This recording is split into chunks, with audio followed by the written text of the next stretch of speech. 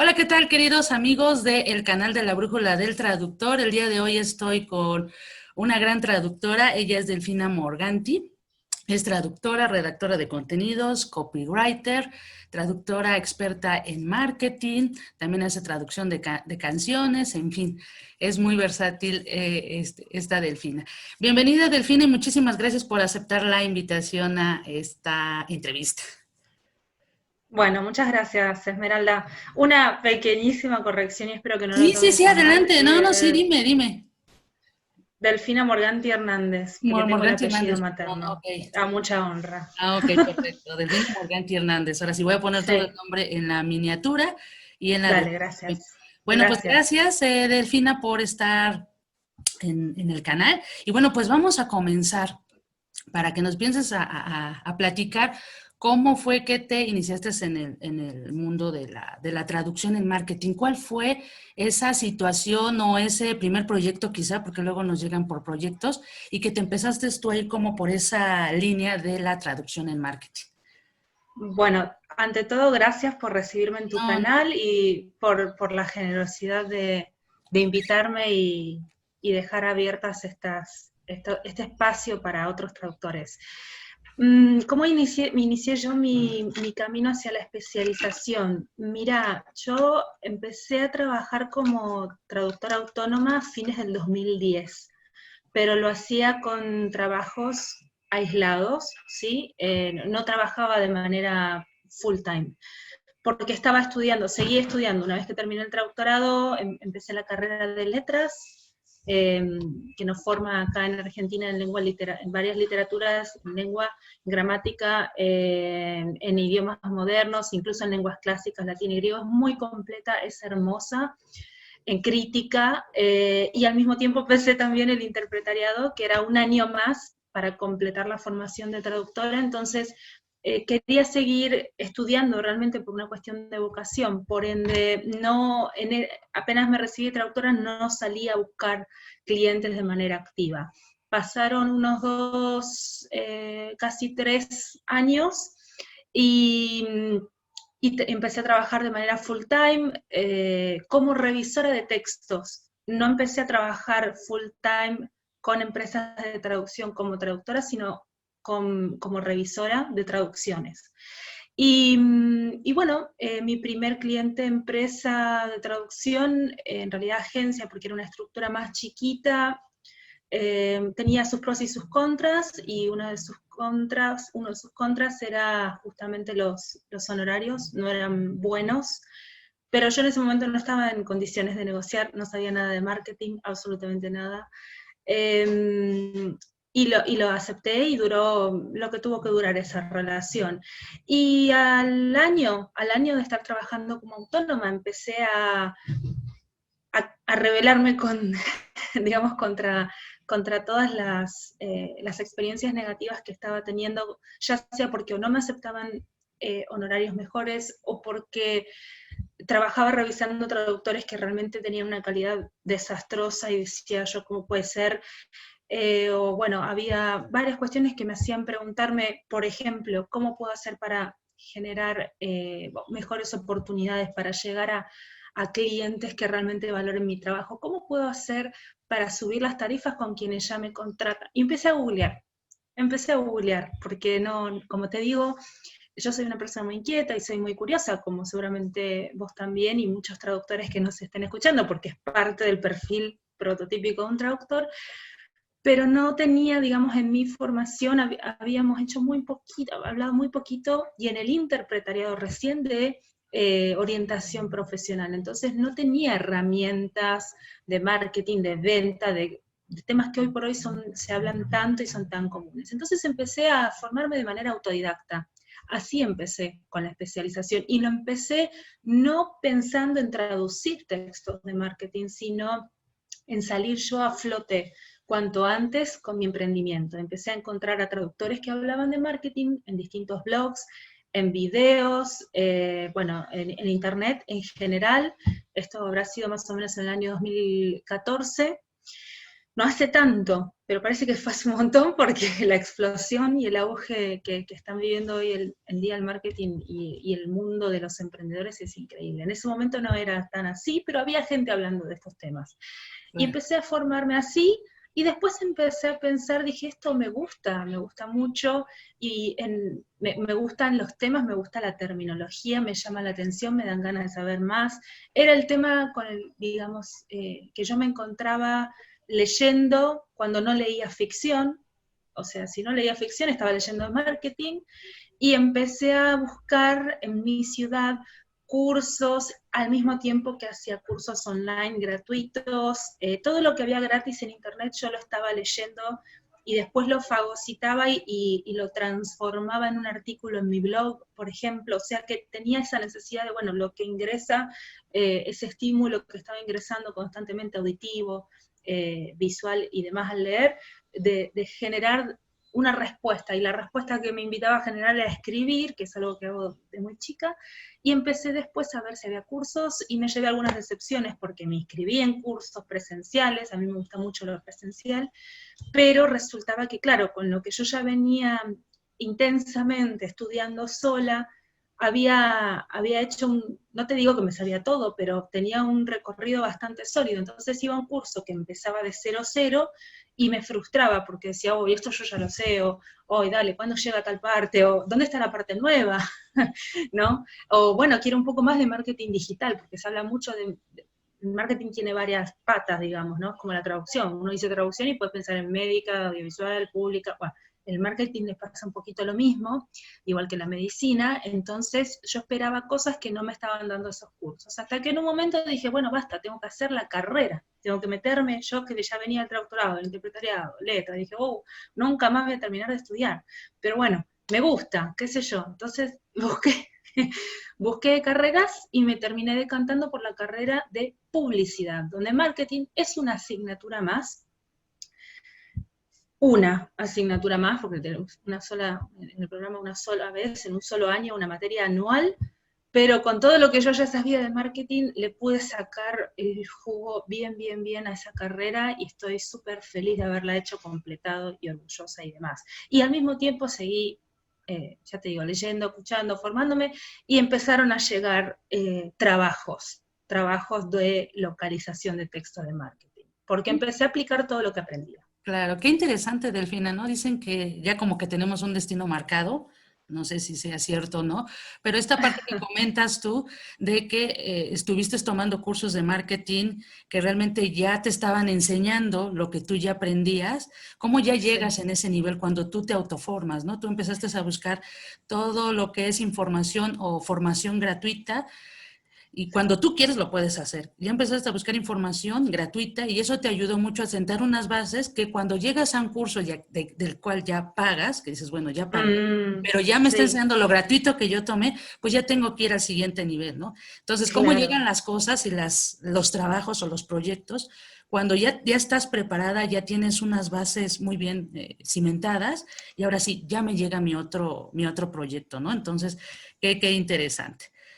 Y Esmeralda, te hago una pequeña el autodidactismo, a ir a buscar a otros profesores, a otros referentes y complementar. Creo que puede ser interesante para quienes lo estén pensando, incluso dentro de la nueva normalidad, en la virtualidad. Sí. Yo cada curso que iba de marketing era la única traductora en ese momento, en esos años. Y lo mismo me pasó en la carrera de publicidad, lo cual me hacía pensar que era, digamos, un lugar interesante, que era un lugar para aprovechar, o sea, todo el mundo, cuando uno está en un curso de una disciplina, venían profesionales de un montón de campos distintos, de todo lo que se te quiera ocurrir, había alguien queriendo aprender de marketing, reconociendo que lo necesitaba para aplicar en su negocio, en su emprendimiento, en su tienda, en lo que sea. Y no había otros traductores, entonces yo aprovechaba muchísimo esa instancia, no solo para ir a formarme y especializarme y estar ahí, digamos, inmersa en un ambiente donde se hablaba de esa terminología en español de manera natural, o sea, tomando nota para después mis glosarios con el idioma extranjero, sino que además usaba cada instancia posible de conversación, de intercambio para conocer a otros y para que me conozcan a mí, o sea, para hacer networking. Networking. Y creo que eso es muy importante, que nos demos a conocer, que no subestimemos ninguna escena o escenario posible donde podemos ir a aprender, también ir a contar quiénes son los traductores, qué hacen los traductores, por qué yo soy traductora, de qué va mi trabajo, porque en general las personas, no sé cómo es en México, por ejemplo, pero no es una profesión, digamos, es una profesión muy presente, pero muy poco visible, Claro. ¿no? Tiene esa cosa medio contradictoria, así que creo que puede ser una sugerencia útil para quienes estén buscando formarse, que no se queden en el lugar pasivo de ir a aprender, pasivo entre comillas, porque el aprendizaje siempre es activo o no es aprendizaje, pero digo de en el rol de voy, estudio, tomo nota y me voy. No, voy, estudio y también genero posibilidades de diálogo con otros. La siguiente pregunta es, cuéntanos cuál fue ese proyecto que te costó trabajo, que te fue difícil, puede haber sido al inicio de tu carrera o a mediados, que dijiste, oye, este sí me costó un poco de dificultad, pero al final pues lo hice lo mejor que pude, ¿no? Todos.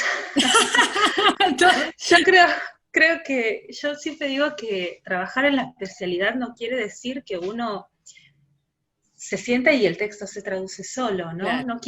No quiero dar esa idea. La especialidad, para mí, es el estrés del bueno, le llamo yo. O sea, si yo me voy a estresar, voy a estar investigando un término a lo mejor 15 minutos, porque quizás aparece, o sea, en el marketing, por ejemplo, que avanza tan rápido como la tecnología, es muy difícil que cuando vos estás traduciendo un texto no te aparezca al menos un término que desconocías o que tenés que confirmar.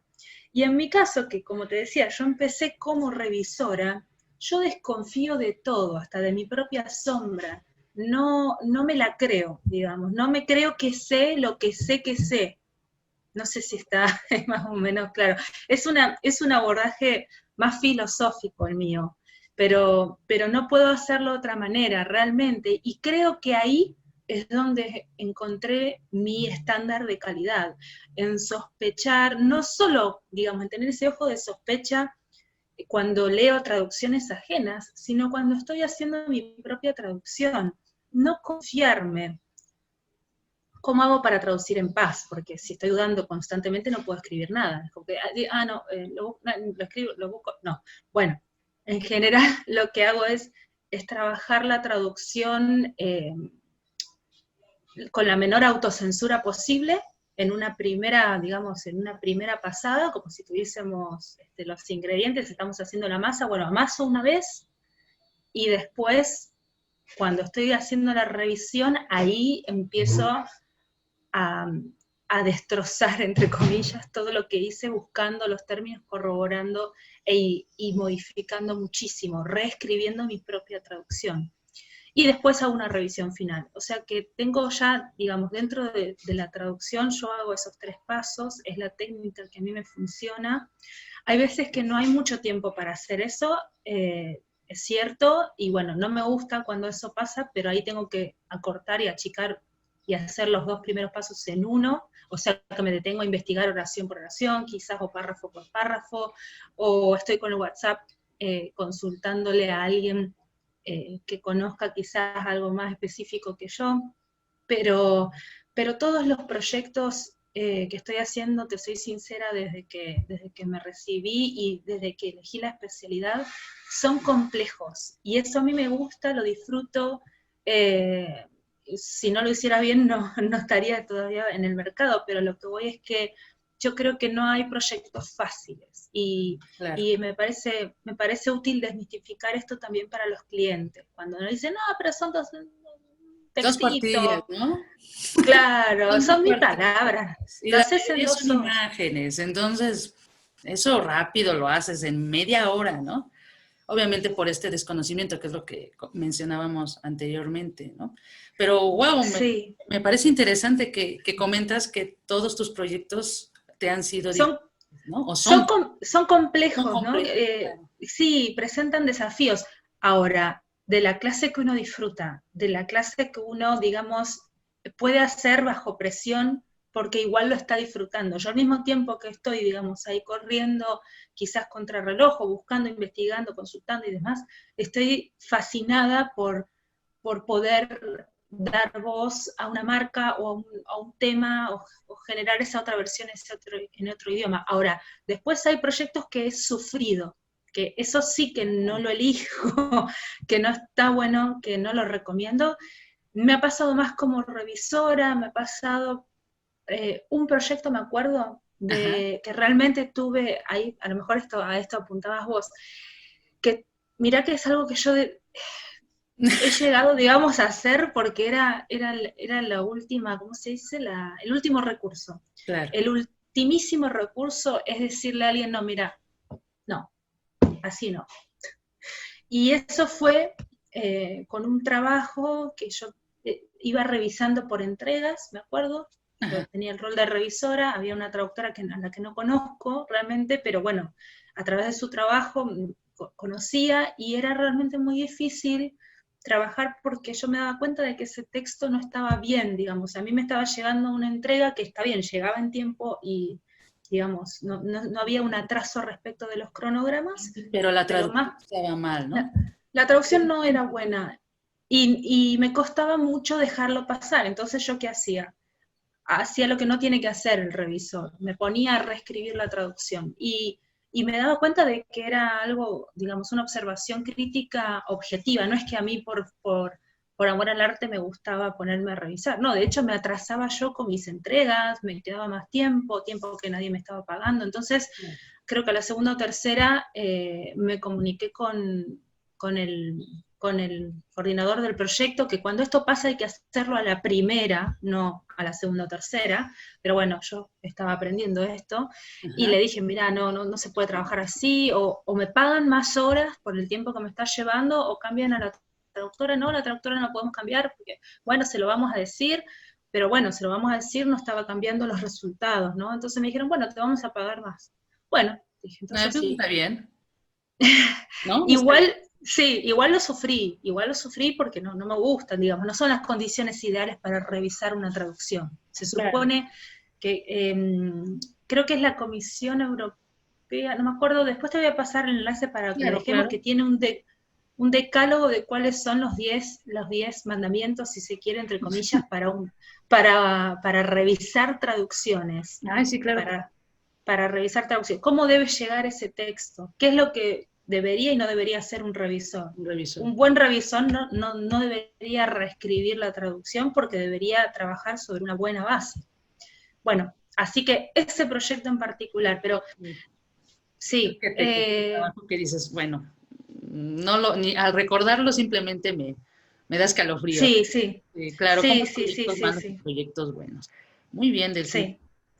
Ahora vámonos ya con referente al tema de marketing, que sé que a los traductores les hace falta muchísimo.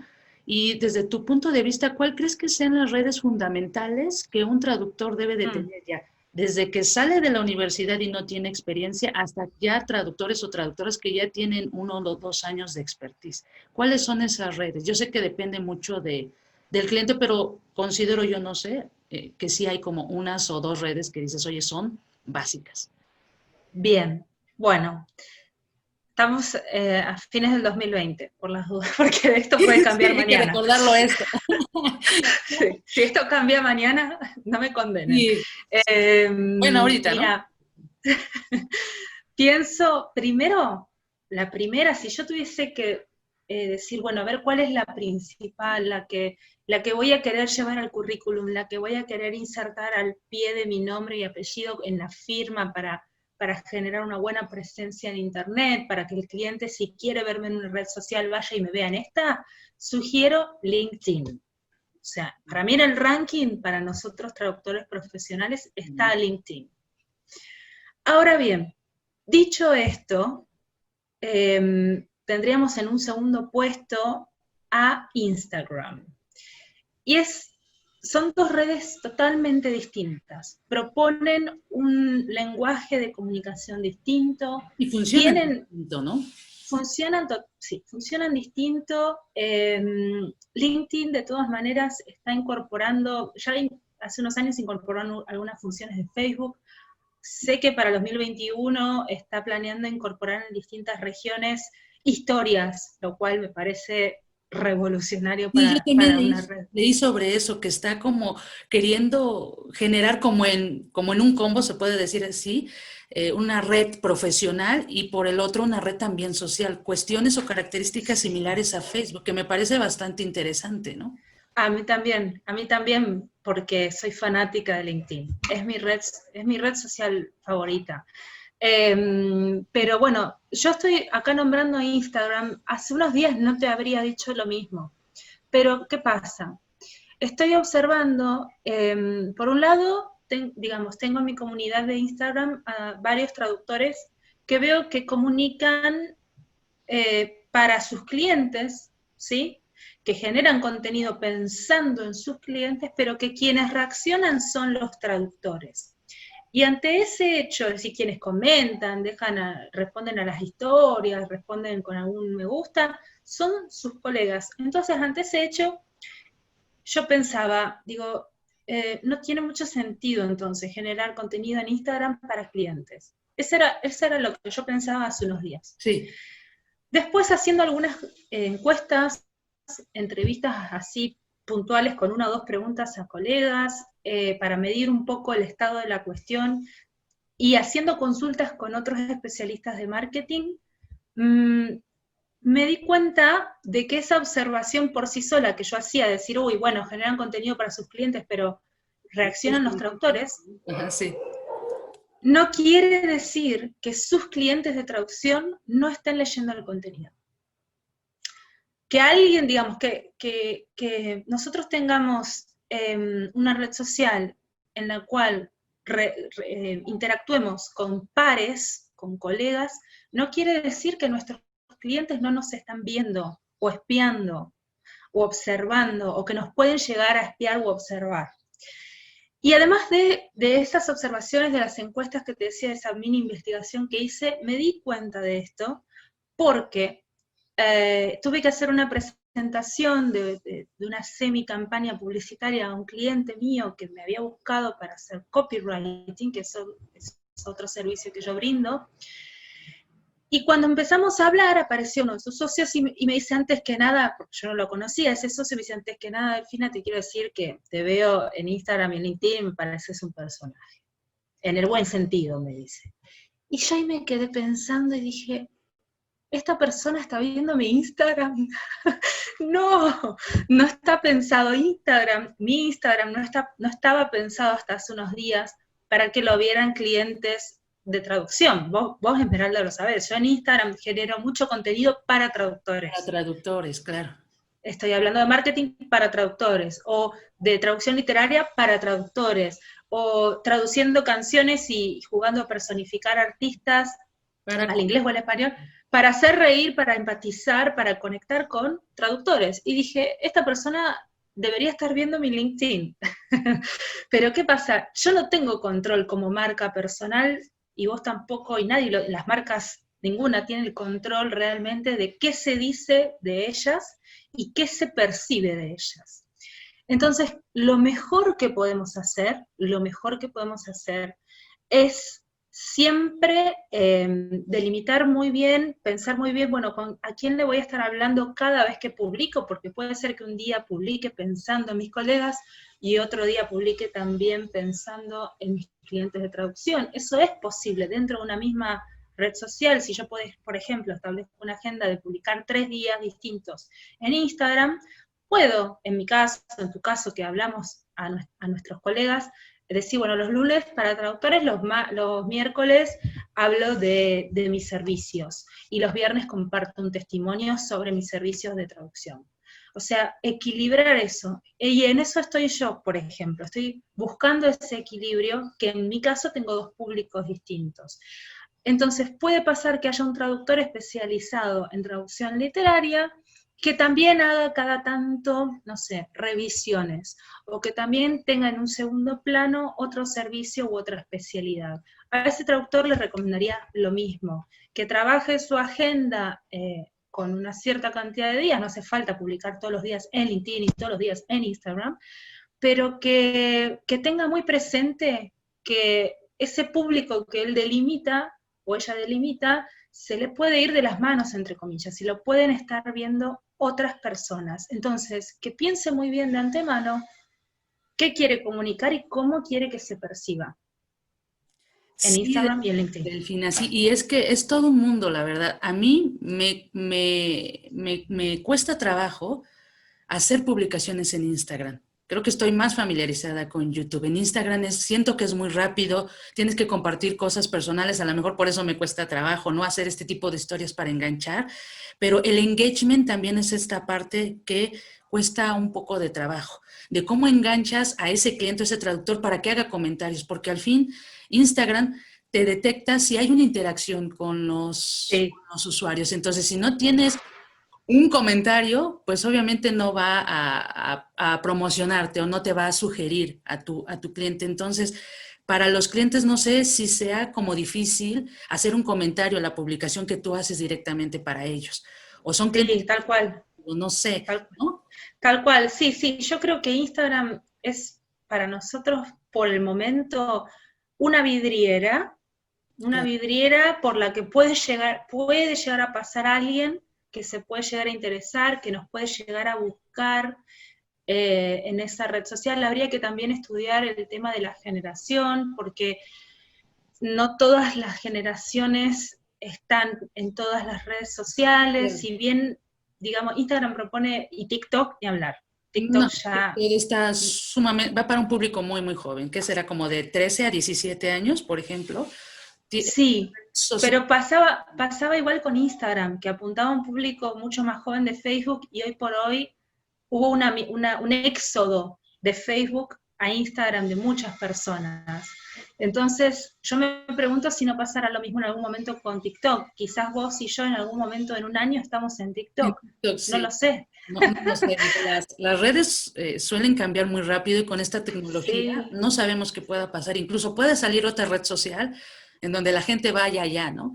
Entonces digo, claro, creo que para los traductores es complejo el insertarse en el mundo del marketing porque tiene que haber todo un plan, tiene que haber toda una estrategia, tienes que conocer muy bien el totalmente. cliente y hacer las publicaciones constantes. Si no haces publicaciones Sí, constantes, tanto en la red profesional de LinkedIn como en Instagram, tu perfil no se va a ver.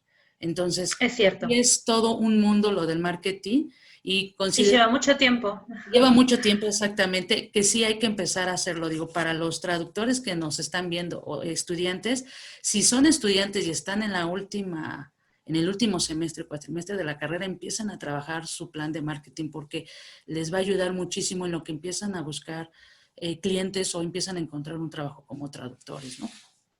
Y ahora, Suscribo. Delfina, cuéntanos, yo te conocí porque hiciste una entrevista sobre transcripción y me pareció Ah, interesante. Yo ujú. conocía la transcripción como traducción publicitaria. Incluso había hecho como un artículo y hecho un guión para poderlo publicar en video de YouTube, todavía no lo hago. Y Ay, qué bueno. encontré ejemplos muy interesantes, muy graciosos, porque la verdad son bastante graciosos, pero Sí. nunca pensé que se le llamaba transcripción. Y bueno, para la comunidad, ahorita Delfina nos va a explicar, porque ella es experta en transcripción, nos va a explicar, porque sé que también te especializas en ese campo y sé que te llegan proyectos bastante interesantes sobre la transcripción. Así es que, Delfina, cuéntanos qué es la transcripción y cómo te llegó ese primer proyecto. Bueno, ¿por dónde empezar? Mira, básicamente parece que hago muchas cosas, pero está todo muy relacionado. Podríamos definir la transcreación como la traducción de material principalmente publicitario, aunque se utiliza en realidad este servicio, por ejemplo, también para videojuegos.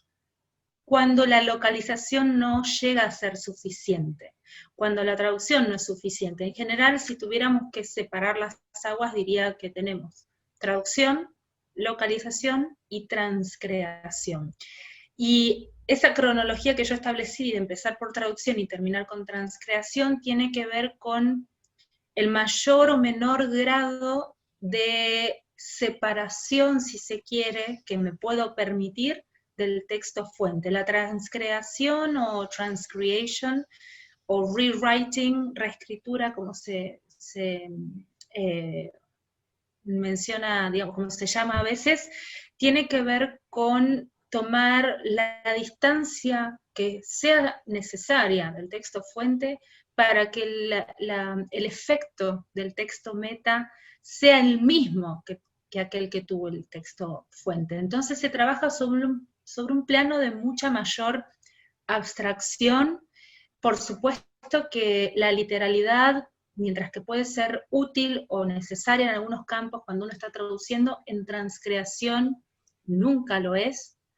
De hecho, no suele ser bienvenida, por algo los clientes que pagan ese servicio están buscando eso y no otro tipo de traducciones. No digo que la traducción como campo sea literal de por sí, digo que en algunos casos, en algunos textos, cuando traducimos vamos pegaditos al texto fuente, estructuras, conectores, bueno, en transcreación todo eso puede mutar. Puedo hacer mutar muchísimo las estructuras, los recursos retóricos, los puedo cambiar. Por ejemplo, si estamos trabajando en un chiste, una historieta, un cómic, o si hay juegos de palabras en un eslogan, o si hay un hashtag de una campaña publicitaria donde hay metáforas, donde hay rima, ritmo, o donde simplemente hay referencias culturales que sería muy difícil de trasladar de manera casi calcada a la cultura de destino. Bueno, probablemente además de adaptar la cuestión cultural, tenga que retrabajar ese texto. Quizás el texto fuente tenía 2 palabras y el texto meta me queda de 10, no sé, por dar un ejemplo muy abrupto, ¿no? Y eso no es que está mal visto, no es que genera sospecha en transcreación, porque se entiende que puede llegar a ser necesario. Claro, sí. Sí, no, digo, para que quede como un poquito más visual, la transcreación lo puedo poner como la traducción de publicidad, de campañas publicitarias, de eslogan, de frases de las compañías que están vendiendo algún producto o un servicio y que hay que adaptarlo a un país diferente. Y esto me pareció muy interesante, y un artículo que leí, lo voy a compartir, a ver si lo comparto, sobre una campaña que hizo Nissan. Ajá, sí. No sé si lo conozcas, creo que hizo un carro pequeño y en Estados Unidos le puso Moco con doble C. Sí, conozco el caso. Entonces aquí en México creo que pensaban ponerle moco, que moco es este fluido nasal. Entonces, imagínate lo gracioso que sería que dijeras, voy a comprar mi moco, ¿no? Digo, un Nissan Moco. Que realmente ahí sí necesita una transcreación, un cambio de nombre completamente radical, que no funciona, se tiene que adaptar. Hay incluso compañías, recuerdo también una no sé si fue de Aeroméxico o alguna otra aerolínea, donde no pagaron por un traductor, me supongo que contrataron a algún conocido, y hicieron una campaña publicitaria donde hablaba sobre cinturones de piel y quedó mal. Sobre que quitaran los asientos que eran cómodos, confortables, que eran de piel, pero la traducción fue total, casi mal. Lo voy a compartir, claro. Muy bien el caso, pero eso es lo que habla Delfina, que la transcreación es hacer un cambio y adaptarlo a la cultura y al país al que va a ir esa campaña publicitaria o ese eslogan o ese producto.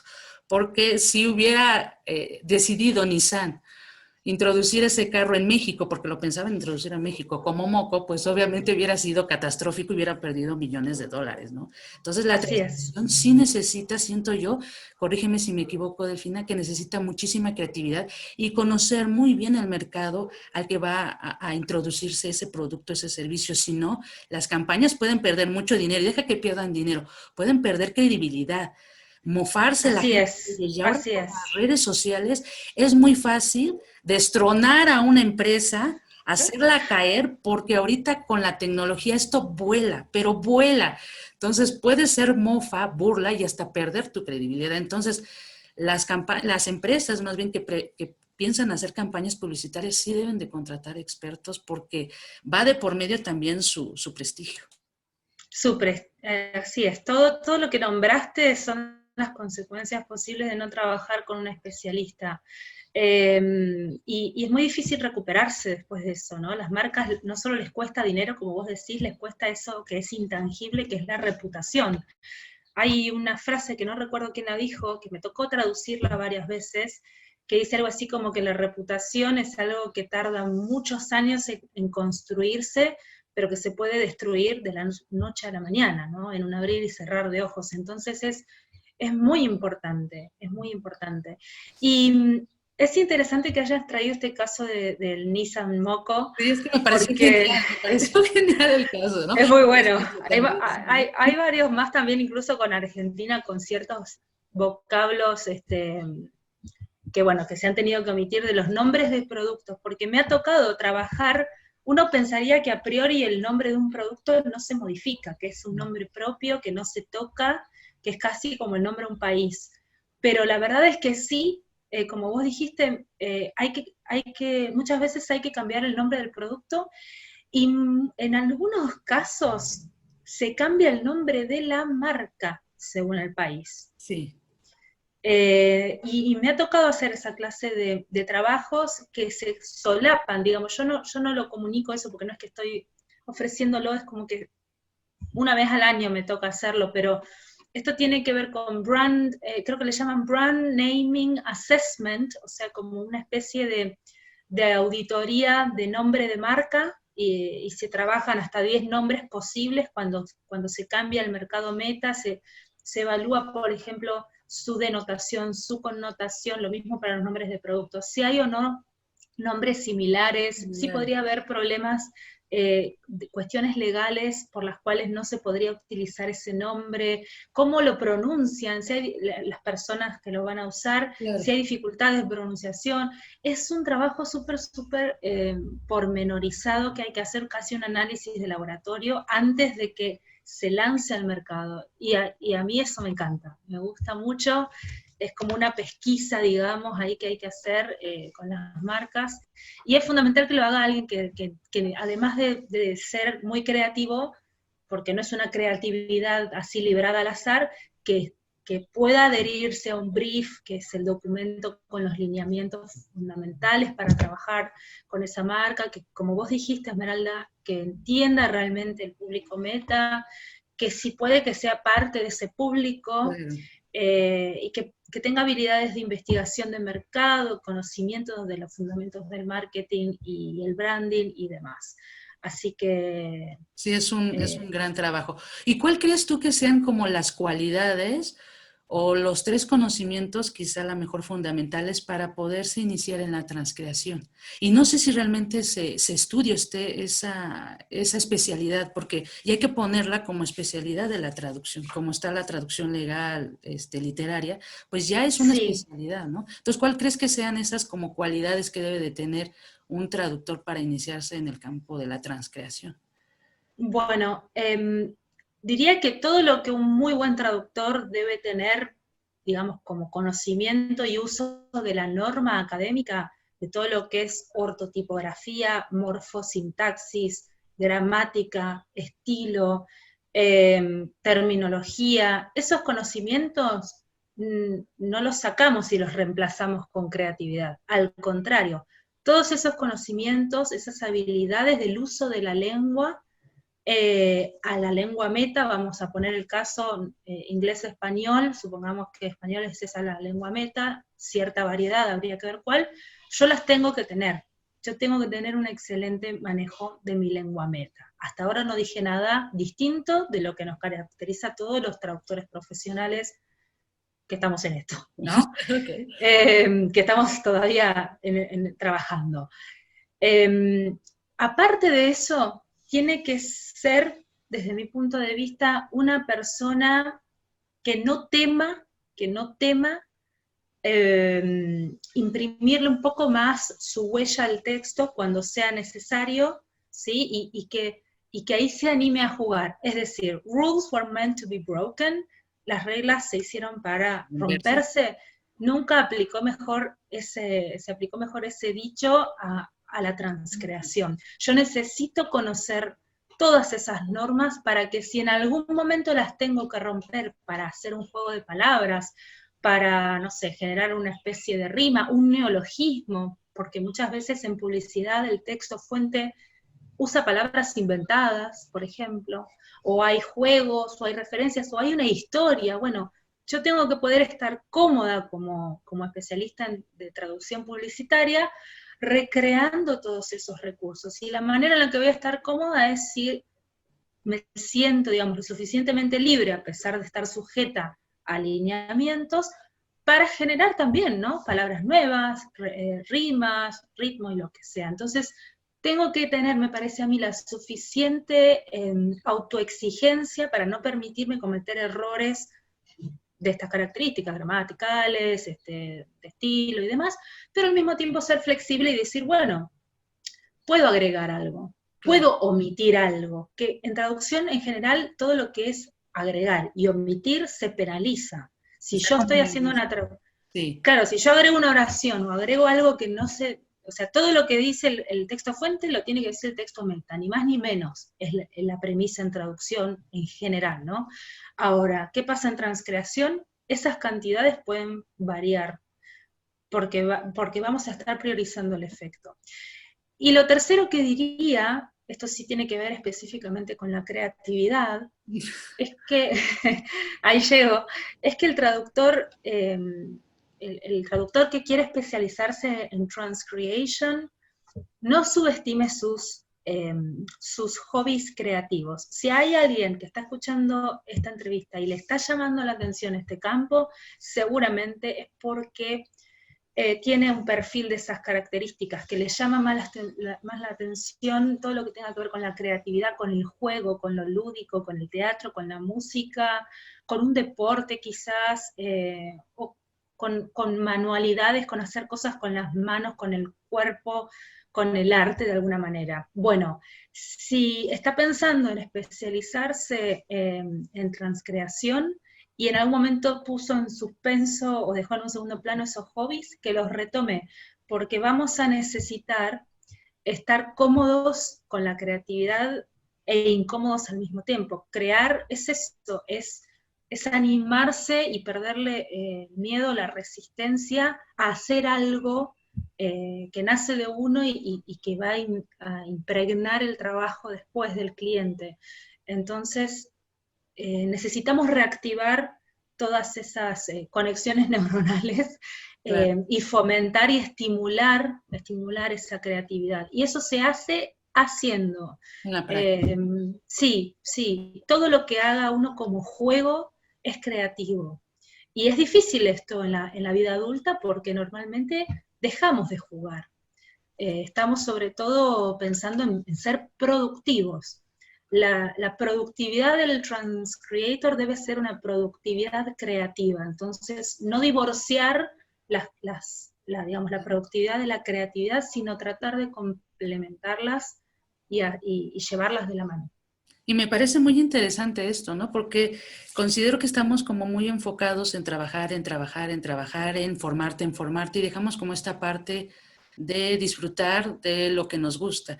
Y quizá para los traductores o traductoras que se quieran lanzar a la transcreación, quizá a lo mejor jugando le viene una idea y le llega un proyecto que de esa idea, por estar jugando, le viene para poder hacer una buena transcreación, ¿no? Entonces creo que hay que abrir un poco la capacidad de poder disfrutar de nuestros hobbies o de nuestro tiempo libre, porque de ahí podemos aprender y nos puede dar la idea para hacer una transcreación. Y ahora, Delfina, ¿hay alguna universidad, no sé si sea en tu caso en Argentina, alguna escuela que esté dando esta especialidad de transcreación o algún curso para las personas que estén interesadas o en algún otro lado? Yo no sé si en México, desconozco si en México esté la especialidad de transcreación, creo que no, pero no sé si en Argentina existe. Mira, no existe de transcreación aquí. Sé que hay algunas iniciativas de traductores, por ejemplo, hay una traductora de alemán, ahora no recuerdo bien, Nina, el apellido no lo recuerdo, ella tiene un curso de transcreación que está orientado tanto a personas como, digamos, a colegas, como a clientes de transcreación. No lo hice, pero veo que cada tanto es recomendado en LinkedIn. Después está mi propia iniciativa, Ok, Yo cada tanto... platícanos de esa iniciativa, cómo la formas, si ya tienes cursos o fechas próximas para hacer la presentación, coméntanos. Sí, dale, te cuento. Lo más probable es que ya quede para 2021. Es un webinar que brindo que dura 2 horas en Ajá, inglés, ok. eso hay que aclararlo, Ujú. porque está pensado para traductores que trabajan desde o hacia el inglés, con cualquier otro idioma. Es una introducción a la transcreación con algunas prácticas, dura 2 horas. Pero más allá de eso, sé que, digamos, esos son, como te cuento, cursos, webinars que duran alrededor de 2 horas. Hay libros, lo más probable es que quien quiera formarse en transcreación encuentre más libros digitalizados que programas de formación completos, y creo que hay un programa o dos de España. Ujú.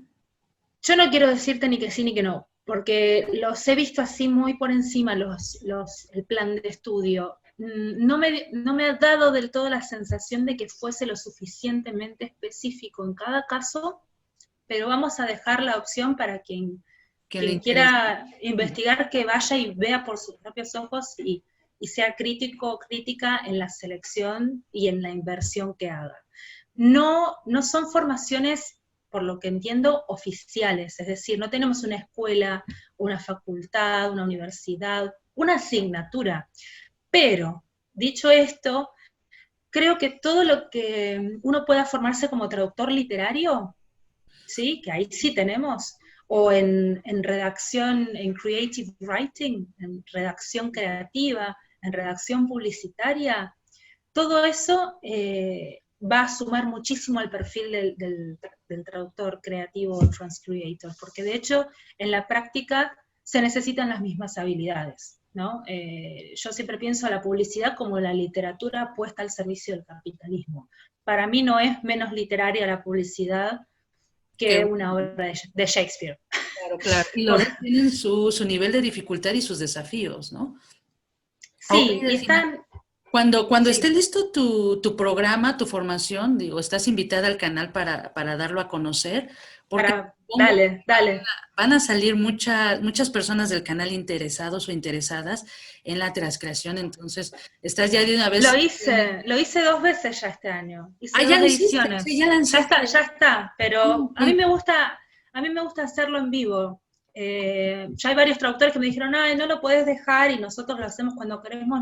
Y a mí me No, gusta sí, tener la interacción, me gusta dar la oportunidad de que el que está del otro lado me pueda hacer preguntas en vivo, de generar un debate posterior. Entonces, bueno, esa es la única manera de hacerlos en vivo. Y a su vez también pienso que cuando tenemos un curso que compramos y lo podemos hacer en cualquier momento, procrastinamos. Siempre hay algo más importante. Entonces siempre estamos, viste, o estudiando otra cosa o entregando una traducción. En claro. cambio, si vos lo pagás y tenés una fecha y una hora, después dejo la grabación disponible por un tiempo, ¿sí? Claro. Eso sí, pero no mucho más de un mes. Entonces es un compromiso, y a mí me gusta trabajar con las personas Que se que le compromete. hacen. Sí, que lo que quieren aprender le hacen un lugar en serio a lo que quieren aprender. Sí, Entonces, exijo un poquito eso del otro lado. Por más que sea masivo, por más que haya 20 personas, bueno, que sean 20 personas comprometidas con sentarse ese día y así, aprender de verdad. Y lo hago en realidad pensando también en que le sea útil al otro, porque ya te digo, si uno compra y el curso queda ahí un año, pues ya, y el objetivo que vos tenías de aprender de transcreación, ya un se, año, ya se se, ya diluyó, se perdió, ¿no? o sea, Sí. te atrasaste un año. Entonces es también como para mover un poquito al otro a que realmente haga lo que dice que quiere hacer. Sí, ¿no? Y digo, también depende mucho. Te estás dando tú tu 100, 200%, pero si el traductor o la traductora le da prioridad, porque al fin y al cabo le das prioridad a las cosas, no le da la prioridad a la Claro, formación, entonces ya es claro, responsabilidad. No te voy a claro, no poner va, como no un va a servir, no va a, claro, sí, ¿no? sí, necesitamos que sea, que Sí, que sea, sea qué sé yo, responsable. Y que si sea lo un ida y pagaste y vuelta. no tuviste el tiempo para verlo, pues es tu responsabilidad, ¿no? Digo, sí, Claro, los traductores se tienen que comprometer consigo mismos, no es contigo, es consigo mismo, de es realmente verdad. esto. apréndelo, Es ¿no? verdad, Y es una verdad. pregunta, Delfina, ¿cuáles son las tarifas de transcripción? ¿Son las mismas que las de una traducción quizá de algún certificado o de algún manual? ¿Son las mismas o varían en función de qué está el precio de un trabajo de transcreación? Bueno, es una pregunta muy interesante, porque antes hablábamos de qué hace falta y qué sé yo, y nos olvidamos de hablar de cómo se cobra este trabajo. Sí, Por lo general, no se cobra por palabra. Hay que ver, porque por ejemplo, a mí me han llegado proyectos de transcreación de contenidos extensos de más de 3.000 palabras que van a un sitio web. Bueno, en general, si estoy trabajando con una agencia de traducción especializada en transcreación, lo voy a cobrar por palabra, pero de lo contrario, si es un eslogan o si es, por ejemplo, el guión de un futuro spot o video publicitario que va a salir en televisión o en YouTube o en algún lado, en general, esos textos que parecen cortos y fáciles llevan horas de investigación, o lo mismo que decíamos antes de auditar el nombre de las marcas o de los productos, ahí estamos pensando en cobrar por hora. Y en ese sentido se asemeja mucho más al trabajo que hace el copywriter o el redactor publicitario, que por lo general también cobra por hora, y si es un cliente directo hasta se puede cobrar por pieza o por paquete, o bueno, tal cifra incluye tales servicios y demás. O sea, que también ahí no tengamos miedo de salir de una fracción que para mí no es, no refleja realmente la complejidad del trabajo que es traducir en cualquier área, que es la palabra, ¿sí? Entonces, no temamos considerar muy bien los tiempos como factores en esa cotización.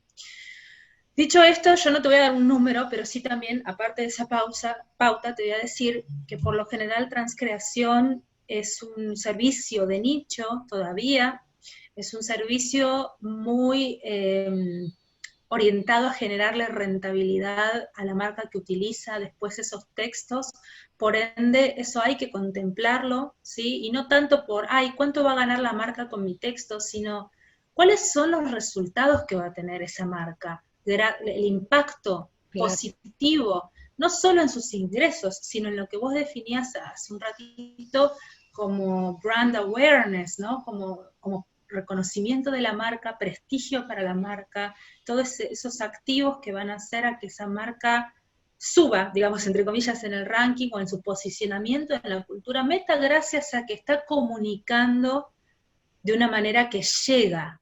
Y ahí es donde estuvimos los traductores creativos, ¿no? Generando esa posibilidad. Entonces yo tengo que ser muy consciente de esos resultados y tengo que poder generar una cotización acorde con los resultados, de modo que sea justa para mí y para el otro.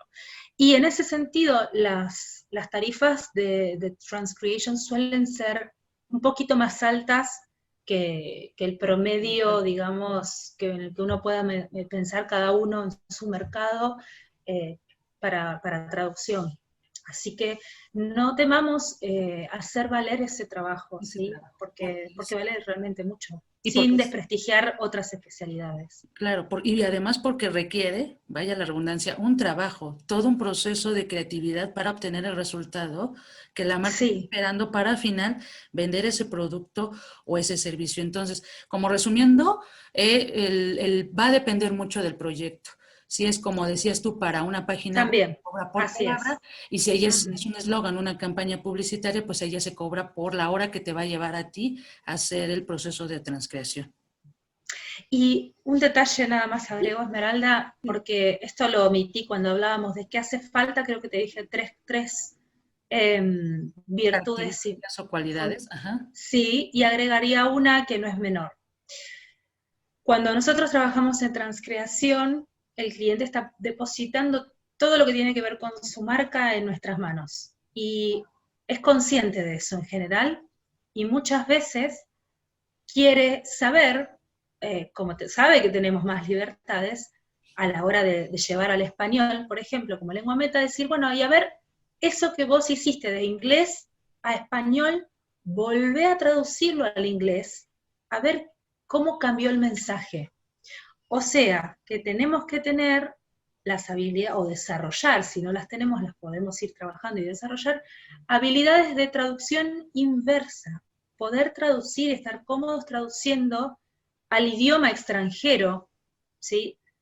Nuestra propia traducción.